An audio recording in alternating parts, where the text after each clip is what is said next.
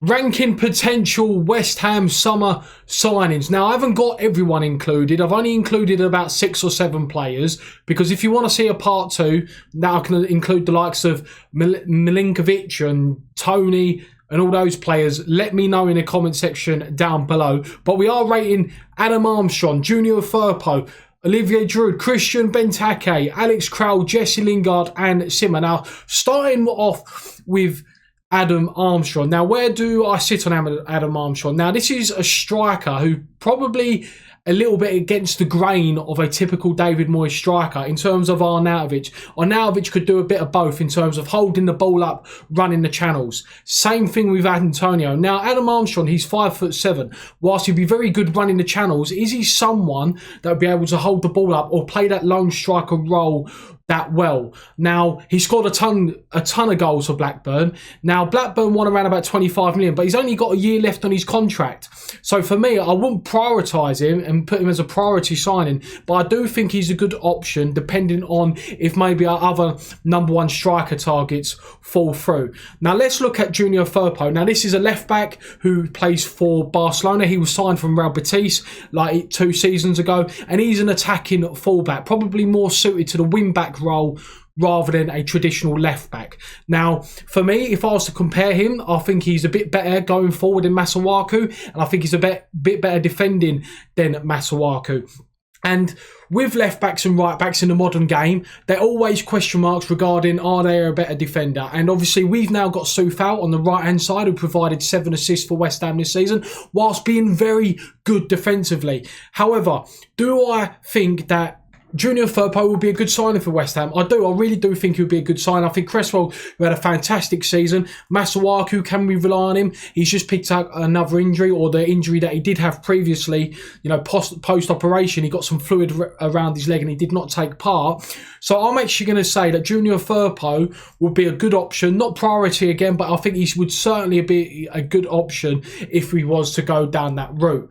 Now, Olivier Giroud, this is someone that we are linked with every single transfer window, and I do like Giroud. Again, does it go against the grain in terms of the kind of striker that David Moyes looks for? You know, can someone who's mobile, runs down the channels, you know, can hold the ball up? He can certainly hold the ball up. He's not the quickest, so he's not going to be running down the channels. So, you know, is this another similar kind of player to maybe Sebastian Haller? And obviously he got shipped off to Ajax. I do think Olivier Giroud is criminally underrated in terms of scoring goals. You've seen it in the Champions League and Europa League the last couple of seasons for Arsenal and for Chelsea. He can still do it at a top level. Now, again, I don't think he's last resort. I don't think he's last resort. You know, I do think he's a good option. For me personally, oh, that's my car keys. For me personally, I would like to see, you know, a Giroud or another striker coming on a free transfer, and then have Antonio, then the backup, then the main striking target, whoever that is. Now, Christian Benteke. Now, this is someone who's going to be between stay away and last resort. I do feel a little bit bad because whilst Giroud is 35 years of age, Benteke is, 31 years of age, and he actually done pretty well. I think he scored 10 goals in 30 Premier League games. Now, for someone, again, you know, who scores goals, you know, was he playing for a contract? You know, he was out of contract at Crystal Palace. Was he playing well, you know, just so he could maybe get a contract elsewhere? And then after that's been done, sorted, he basically turned into a donkey again, pretty much. I'm going to say he's a good option to last resort, but I am sort of leaning towards the last resort just because of his wage is going to be probably astronomical. I think Giroud's wages may be astronomical as well. You know, if both of them are asking for 100k a week, if Giroud wants 100k a week, I would probably drop him down to last result. But I am going to stick with my decision. Whilst Benteke has scored goals in the Premier League, you know, he has had a couple of rough seasons. He scored 10 goals last season, which isn't too bad. I'm going to stick with last result. Now, let's move on to Alex Crowl. Now, Alex Crowl is, you know, a player that we've been linked with the last couple of days, and he looks like he would provide, if he was to sign, some stiff competition for Thomas Souček and for Declan Rice, and that's exactly what we need. He's a little bit of a different player to his Czech compatriot Thomas Souček. Thomas Souček, you know, he's very good box to box, scores goals with his head, where Alex Crowl, whilst he's got the ability to go box to box. He's combative. He wants to win tackles. He can get around the pitch. He's more of a playmaker. He didn't score any goals for Spartak Moscow. He got 5 assists. So he's more of a playmaker, whilst Thomas Souček is that one. He gets in the box. He wants to score goals. However, I think centre mid is a priority. It's a huge position that we need to address in the summer. Alex Crowl looks like 13 to 14 million pounds. I'm going to put him in priority. I think something needs to be addressed.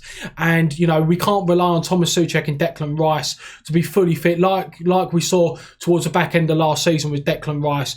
It was a shame that he got injured. And if he didn't get injured, we possibly may have got the Champions League. Now, moving on to Jesse Lingard. Jesse Lingard, it's a priority signing for me. It has to be done. You know, for me, we have to get him through the door. 28 years of age, 15, 20 million, possibly 25 million. We have to get it done. Now, it looks like, you know, Jesse Lingard, the day I'm recording this, has sort of put out not a goodbye message, but it's sort of like a cryptic message in terms of, you know, it looks like he wants to stay at West Ham, but he doesn't know what the future holds for him. So it does look like that may be addressed after the Euros to see whether he joins West Ham on a permanent, whether, you know, he stays at Manchester United or he goes elsewhere. But for me, he has to be a priority signing. If he doesn't sign, for someone, you know, someone that needs to be spoken about or someone that we need to go and sign, that would have included in this video, but I want to include him for possible another video like this one, is Matthias Pereira. He would be my #1 choice if we wasn't to sign Jesse Lingard. Now, Silma, this is someone, again, that we've been linked with in January, and we've been linked with him again. He's had a decent season for Sparta Prague. Where would I play him? Again, this is someone that could probably cover multiple positions in terms of he could play out front, he could play out on the wide, out on the wing, and be sort of a traditional winger. And he scored a very good goal in Europa League against Leicester City. Now, where would I place him, or where would I place him? For me, it would be a good option. I don't think he's a priority sign. I think there's many players that I probably would put ahead of him in this bracket, like Alex Crowl, Jesse Lingard, a striker, whether that's Tammy Abraham, Adam Hoslek, whether that's Nesre, whoever the #1 striker target is, I'll put him ahead of that. And I think Simmer is a good option. Now, I haven't got anyone in stay away because just because I think the quality of player that we are looking for doesn't warrant me, you know, to go sit back and go, you know what, I'd absolutely would be 100% against this transfer. And even if Arnautovic, which I will put him in another video, was on this list, I wouldn't actually put him in stay away. I think I would probably put Arnautovic into last resort, borderline good option as that sort of free transfer striker to provide competition, you know, for Antonio, and then the #1 striker. Let me know, guys, if you enjoyed this. Hit the subscribe button for mine. I'll catch you next time. See you later.